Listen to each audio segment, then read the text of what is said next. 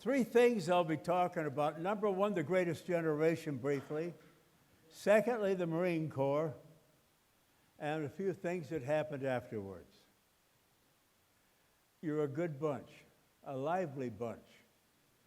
And what makes this such a lively place, we've got a few Marines here too, I'll tell you right out. Well, we all did our job. The boys in Europe, they beat them. All of us beat them in the Pacific. I have to tell you that the Depression in Detroit, greatest industrial city in the world. I was about 10, 11 years old. My dad was getting his lunch ready to go on the second shift at Henry Ford, just a few miles down Woodward Avenue. He took off with his lunch. We were sitting around the table. 1 hour later, he came back, threw his lunch on the table, and he said, we're all out of a job. 3,500 of us sent home, never to expect to return. So I can't believe it. It hit Chicago, Cleveland, all over the country. All your industrial, flat out, nothing, broke, nothing. My mother, well, my dad had been making fairly good wages in those days. And she bought a brand new wicker furniture set. It was cheap, and that's what a lot of people bought. They were white, webbed, and they had nice cushions in it. 2 days after my dad came home and told us that, a deputy knocked on our apartment door. He had two movers with him. And they came in, they picked up her furniture, and they took it back because they knew she wasn't going to pay for it. She couldn't. That started it.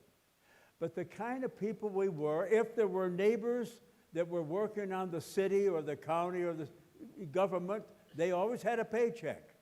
And they would share with us. That's just the kind of people we were. Well, I can remember I said to my mother one day, I spent a lot of time in the movies, the theaters. I was a Hollywood buff. I wouldn't spend one copper penny on Hollywood today if it killed me.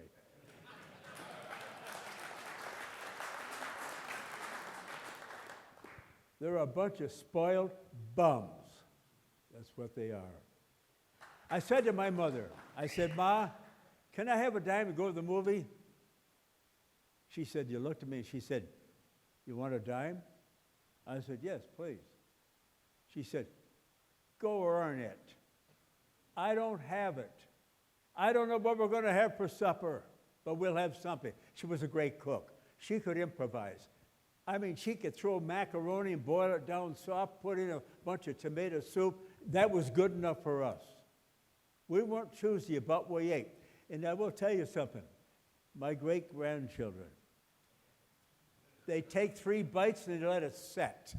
Food all over the table. I try to tell them, we could never leave the table as long as there was food on our plate. I don't care if it was 3 hours later. My dad said, you won't leave that table till that food is gone. It was called the clean plate families in those days. Well, I got a job. 10, 11 years old, 12 years old. I went out and I sold Saturday Evening Post. Remember that magazine? For 5 cents. It was a good book. And I'd deliver them all over my neighborhood from bicycle. I had a lot of customers. And I made a lot of coins in my pocket. I delivered telegrams at 15 years old, off school hours. When I was 16, I walked out of school. We were 3 of us sitting, 3 buddies. We grew up together. We were called the 3 Musketeers of Putnam Avenue. We grew up together.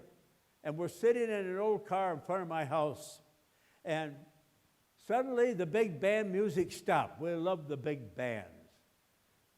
And the announcer said, ladies and gentlemen, we interrupt this broadcast. The President of the United States is going to address the nation. I'm sure that some of you have heard his voice. To the Congress of the United States, yesterday, December 7th, 1941, a date which will live in infamy. United States of America was suddenly and deliberately attacked by naval and air forces of the Empire of Japan.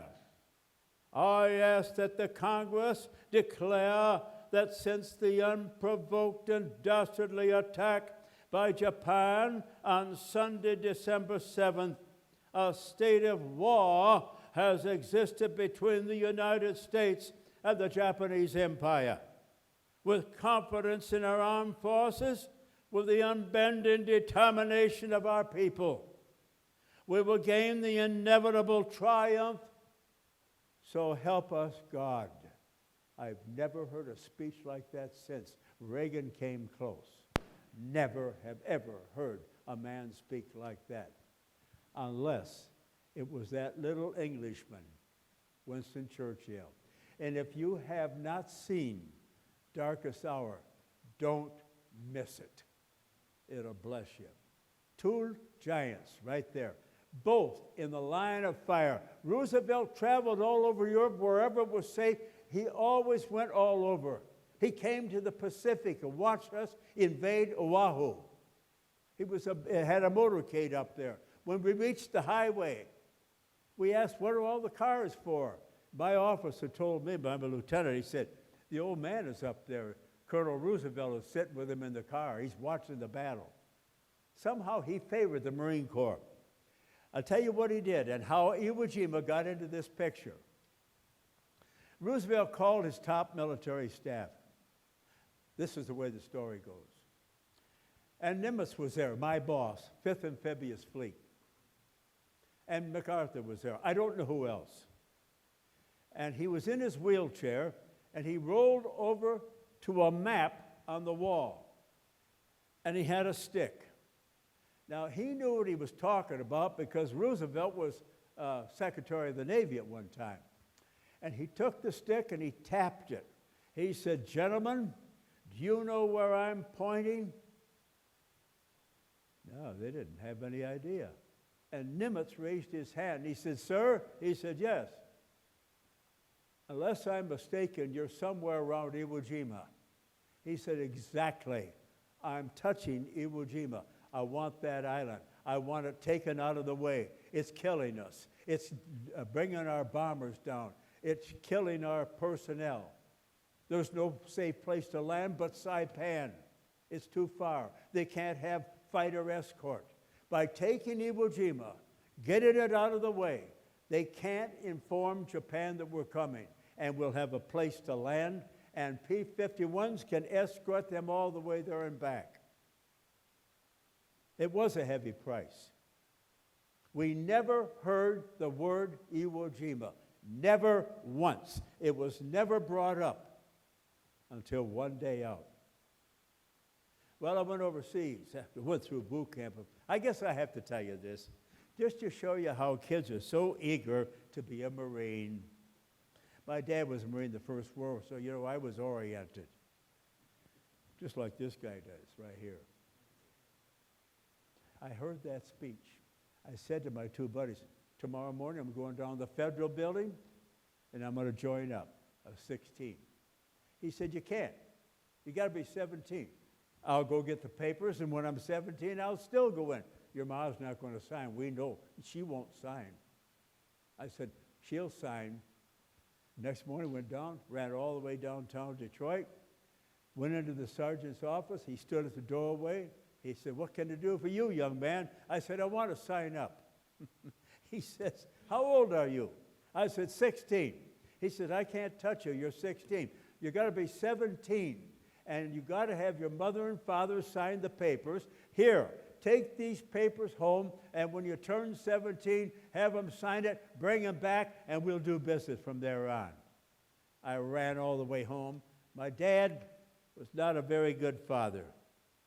There was something about the First World War veterans, fellas, that they didn't have anything when they came home. They didn't have what we had, such as a state and a federal bonus and school. They didn't have it. And they pleaded to Hoover to give them a bonus, and he turned them down. Someone came along that cared. Roosevelt.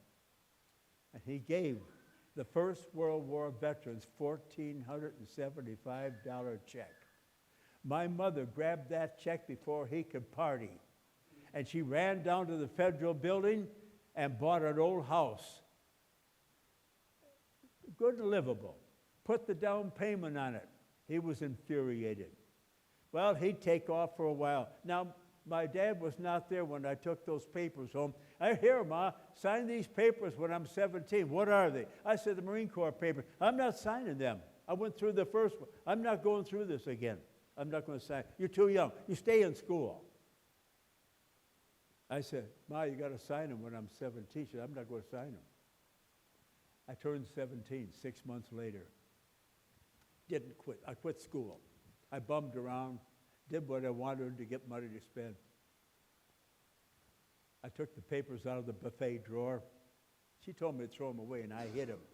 I grabbed the papers, rocked up to her. Here, Ma, sign these papers. I'm 17 now. My dad was there, and he was standing there in the dining room. He overheard. And she said, I'm not signing it. I'm not going to go through this. I told you, and you should have thrown them away like I told you. He said, Vera, listen to me. This boy here quit school. He's not doing much of anything. He'll probably turn out to be a bum. And I went like this. She said, give me the papers. I gave her the papers. She signed them, ran out the door, went down to the sergeant. He said, great. See that door over there? I said, yes, sir. He said, I'm going to put you in that room there, and a doctor's going to investigate you. He's going to check you from the top of your head to the tip of your toe, and you're never going to forget that physical. And when you get out to San Diego, you're going to get a bigger one than that, and you might not fail. You might fail that one. I came out of flying colors. He said, now we're going to give you a call within 2 weeks. Your parents are to bring you down to the train station, and we'll leave for San Diego. 2 weeks passed. We got a phone call. They packed up a few things for me. We went downtown. I had 2 sisters and a brother, and the 6 of us standing there. And he said, all of you young men that want to be Marines, fall in rank. And we ran and fell in rank. Well, we were in Boy Scouts for a while, so we knew how to stand at attention. And we stood there. I want you to do something for me before we go on. I want you to go back to your parents. And I want you to say goodbye to your parents and come back here in 3.5 minutes. We were happy to get back and get in for 3.5 minutes. We were ready to go. He said, young men, stand at attention. I want to tell you something. We've gone through a ceremony. You just said goodbye to your mother and father and your family. They don't own you anymore. I own you for 4 days. And when I get you in San Diego, the United States Marine Corps is going to own you. And you're never going to forget it. Well, fellas, here we are. We're still talking about it 70-some years later.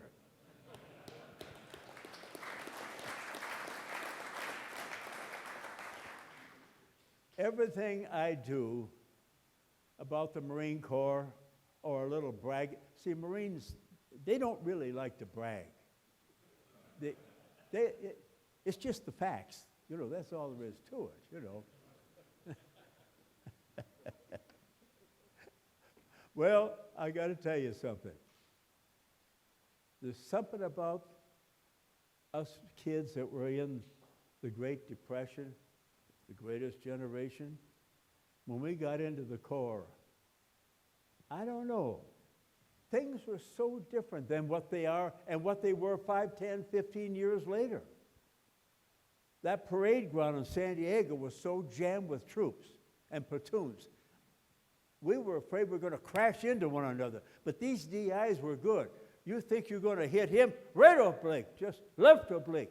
You miss and keep going all over the parade ground. It was jammed full of platoons. Kid came up to me when we got back in the tent. He said, hey, Graves. He said, guess who's in our next platoon behind us? I said, who? He says, Zorro. Zorro? Yeah, Tyrone Power. Tyrone Power? Yeah, he's in the next platoon. He did. He signed up in 42. Came in there. He's one platoon behind me. the good Marine. He flew wounded off Iwo Jima. Well, let's hurry along. We got into a 2nd Anti-Tank Battalion. We were going to kill tanks. But the jungles on the islands at that time of the war, you couldn't move. The Japanese couldn't even move their tanks. So they bellied them down in the ground and used them for artillery. And that's what we did on Iwo. Now, there were a few up further to the north, but by Suribachi, there's one called Beelzebub. And there's a picture of it in most of the books. And that's what we kind of hunkered down under when the mortars came. All of a sudden, we get the word that we're going to break up. We're in New Zealand, maneuvering. And the paratroopers broke up. And the raiders broke up. That's how Jimmy Roosevelt, who had the 3rd Marine Raiders, he came to help form the 5th Division, was my regimental commander until the old man called him to Washington. We never saw him after that. They formed the 5th Marine Division. And half of that division were men who were seasoned. They've been around. We formed the 5th Marine Division. I was in the 28th Marine 2nd Battalion Dog Company. We did not, again, I say, know nothing about Iwo Jima. We got the word. We're back over to Pearl. We go up to Hilo, Hawaii. We maneuver. We get the word.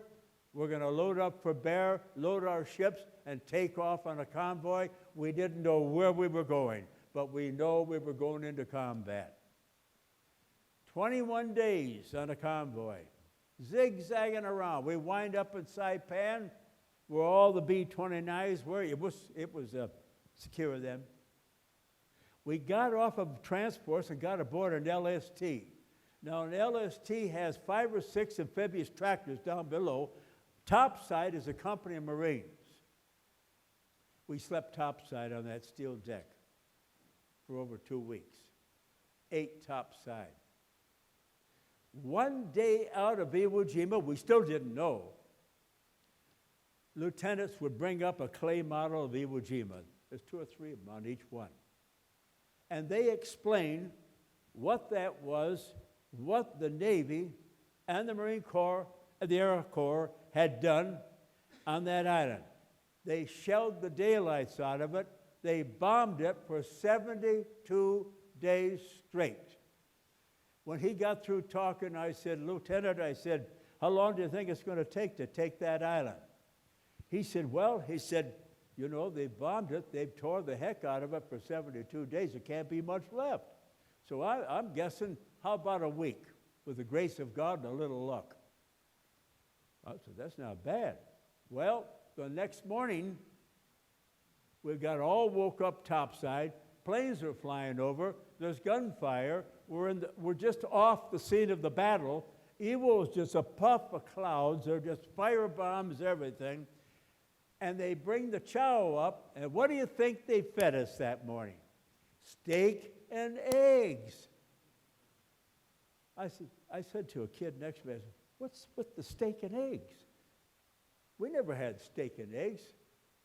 This is good. He said, Graves, use your head. What do they do with convicts before they execute them?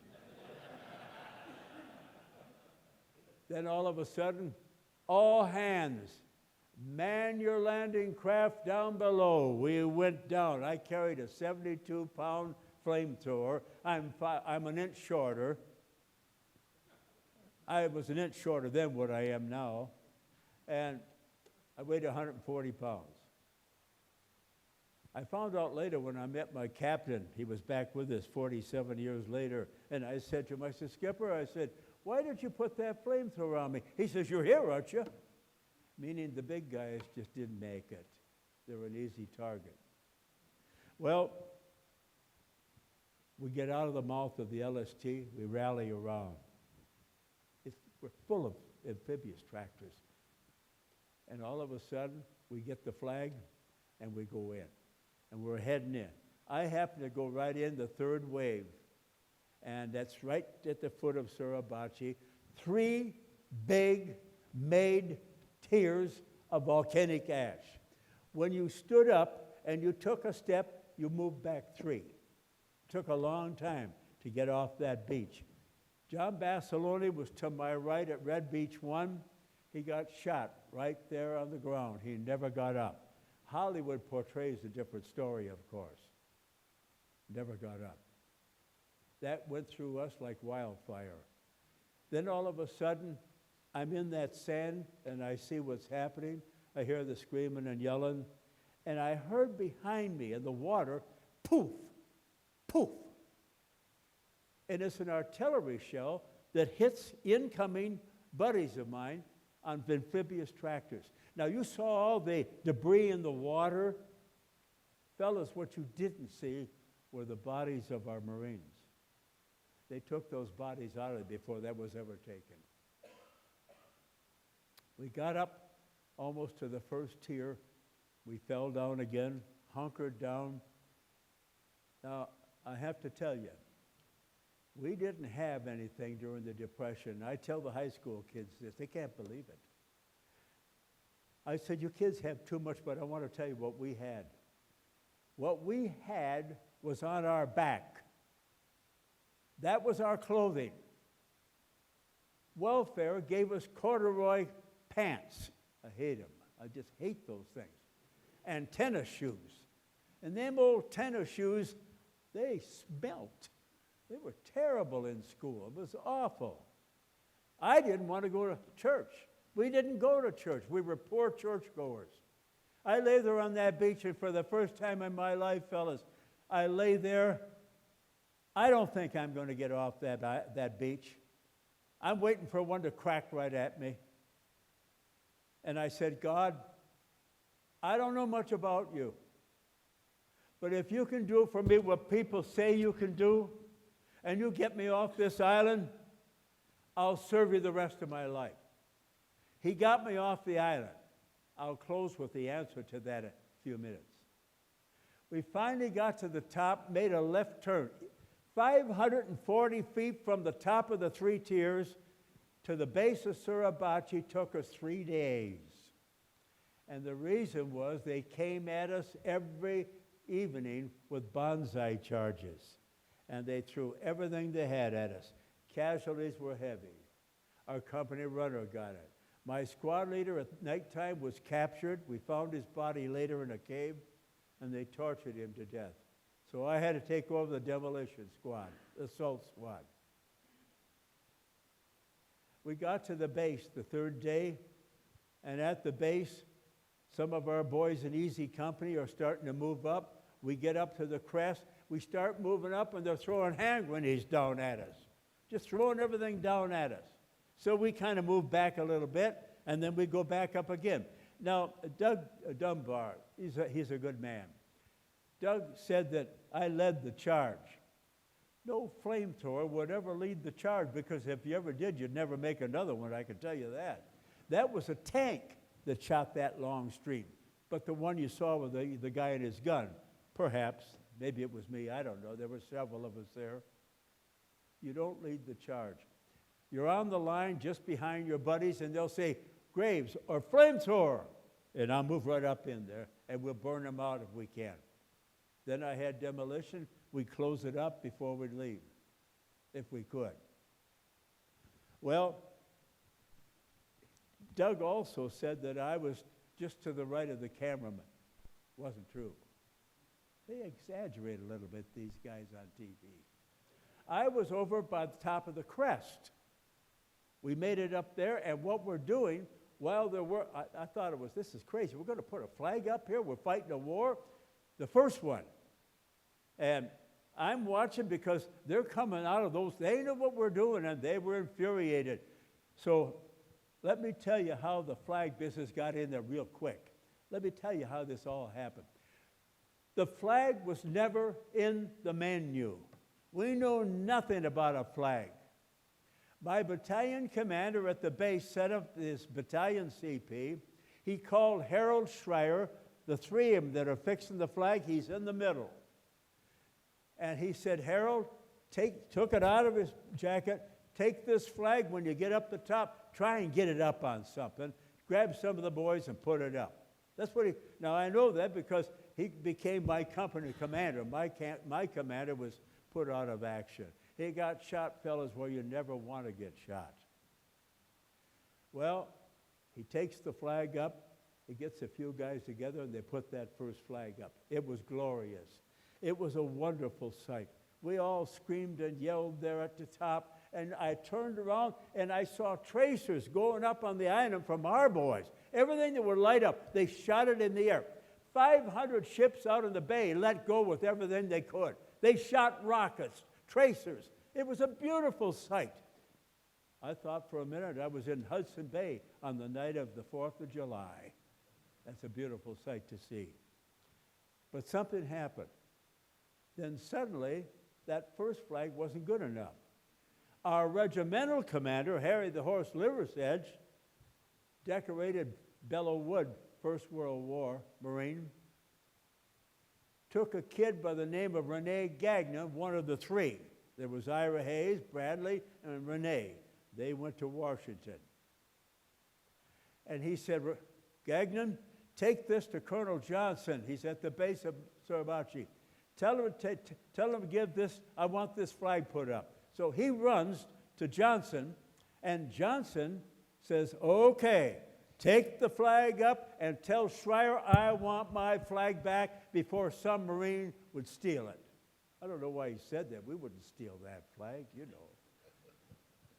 And wouldn't try anyway. Well, he ran up there. And Rosenthal was up there with about 3 or 4 guys. He saw the first flag, and I guess he wanted to take a picture of it.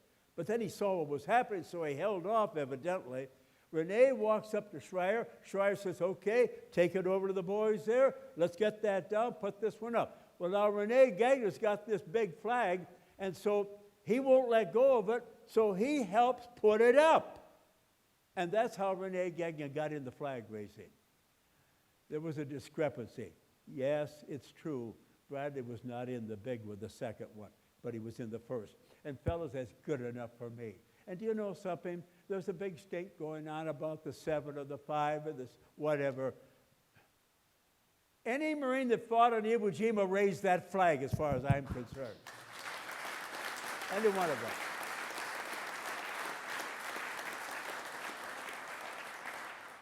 Time is flying. I'm going to run through this quickly. Let me tell you that there's a little humor in combat. We're sitting in a hole 2 days. Nighttime, they come at us. You keep hunkered down because they will snipe you during the day. I got word on the phone that be on the lookout for snipers. And I said, we don't have any trouble with snipers. He said, we do. First Sergeant Van just took around his leg back at the company CP. I says, 10-4, I'll look. So I got up there, and I raised out of the shell hole. Are there any Air Force here? Air Corps, excuse me. Well, we regard us, yes. You guys can make the best foxhole a Marine ever crawled in. I'm telling you, they're beautiful. Well, anyway, I'm looking. And I raised up, and I'm just looking out. I can't see a thing. You know, we didn't really care.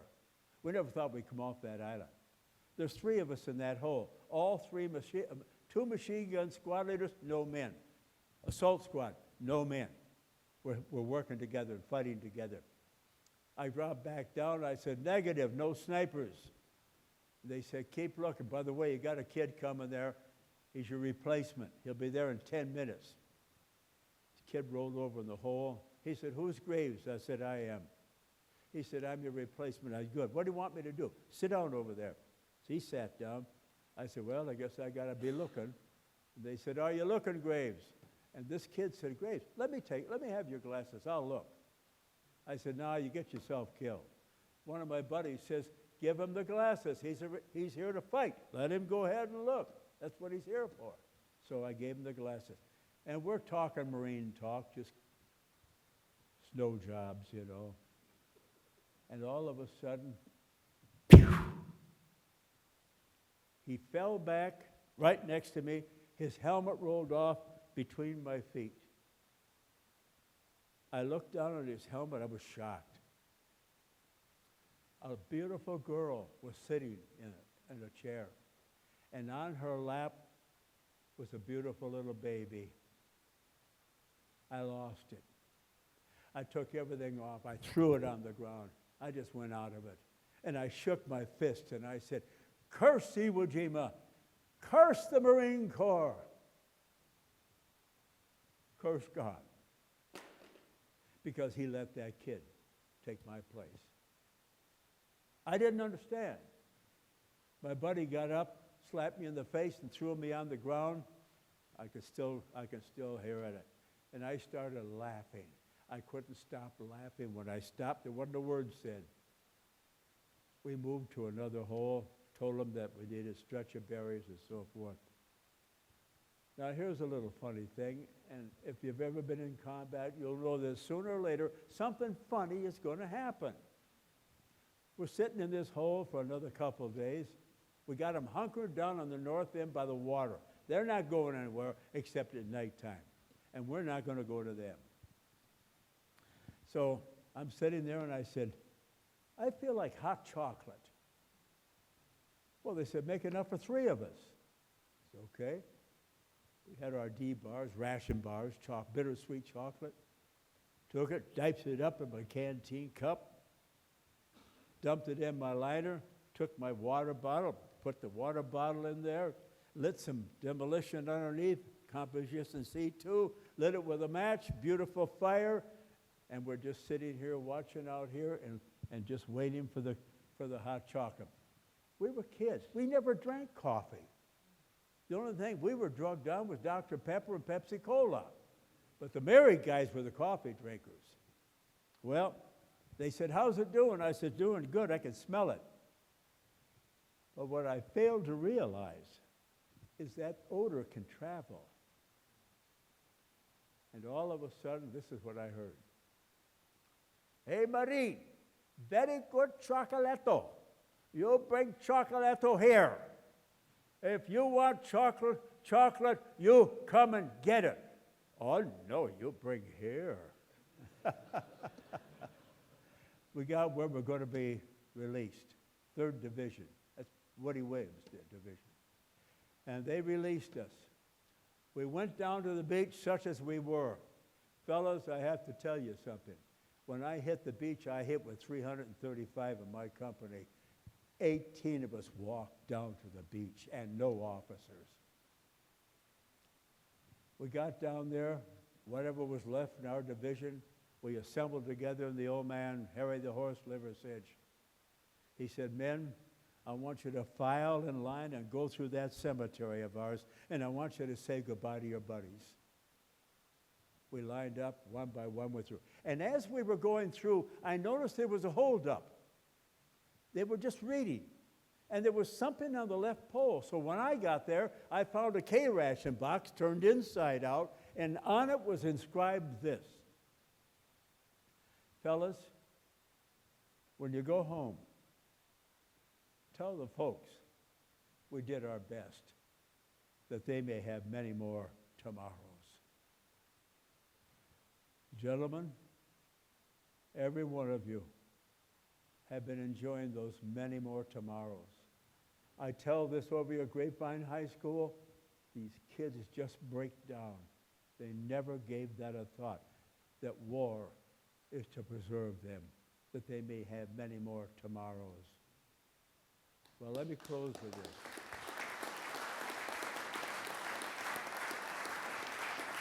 Let me just, it wouldn't be fair to the Lord if I didn't tell you this little incident, and I'm through. I got out of the Marine Corps, went in occupation, I got in the Marine Corps, out of the Marine Corps. January 12th, 1946. 9 years later, still never went to church. Did nothing with God. Never talked about it. I was on a walleye pike run up in northern Wisconsin. They weren't hitting, but the bottle bass we did get.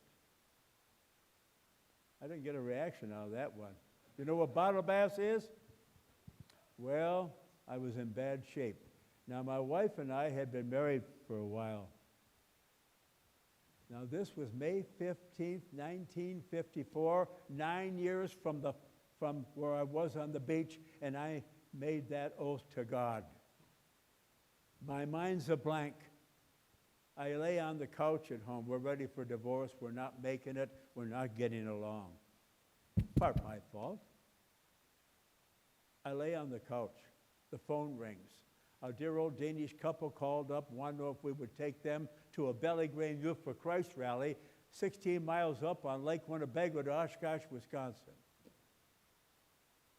She asked me. I said, tell them I have no interest in Billy Graham. I went back down on the couch. 15 minutes later, the phone rang. I got up and went over and grabbed the phone. And I says, hello. He said, Donald, before you say one word, I'm going to tell you something. This is Peter Bilo. They were wonderful people.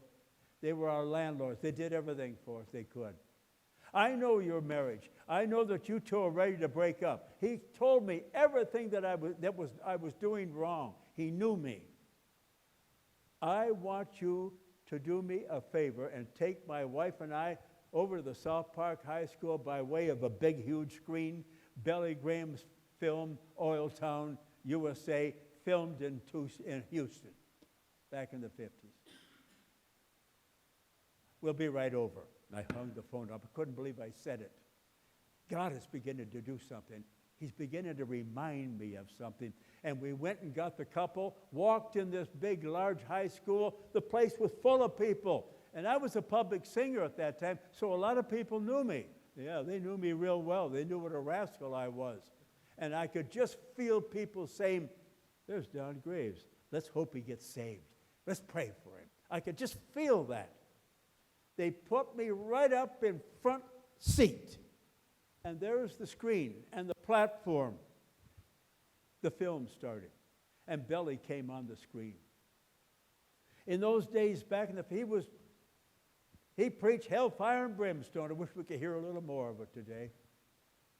You are not your own. You're bought with a price. And that price was Jesus Christ in Calvary. What will you do with Christ in your life? He took your sins. He nailed them to the tree. He took the sin question and settled it for you. You know you need him. You know you need salvation. You come tonight. You come. Later on, the film closed. They gave an invitation. And they sang, just as I am, without one plea, but that Christ died for me. It just broke me down, and I fell down on the floor from my seat. And I started to cry. And I said, God, I don't know what's happening. I feel terrible. God, do something with my life. It's a mess. I'm going to lose my wife. Help me. And the word came out, Lord, save me. Save me. Do something with me, please. I beg of you. They stopped. He said, we'll sing it one more time, and then we're going home. That'll be it.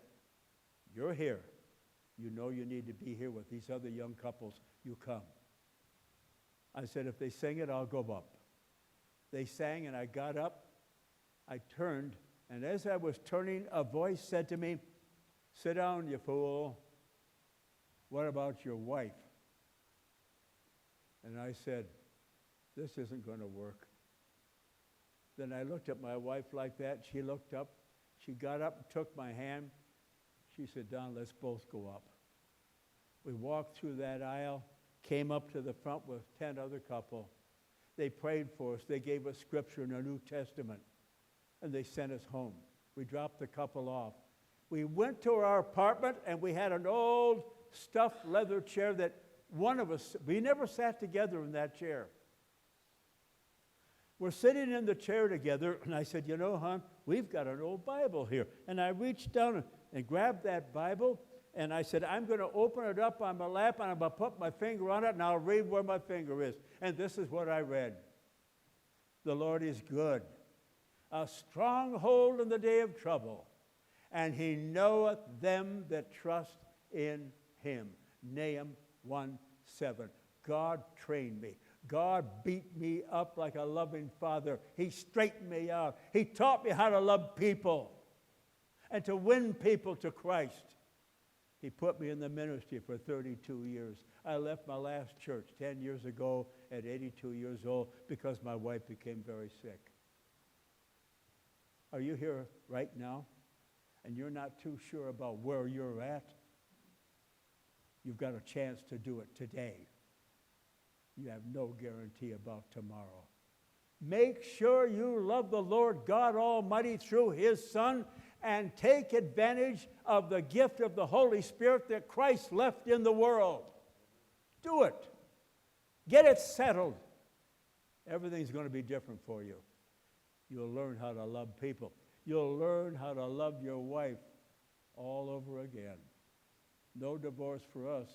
We were married 70 years. 70 years.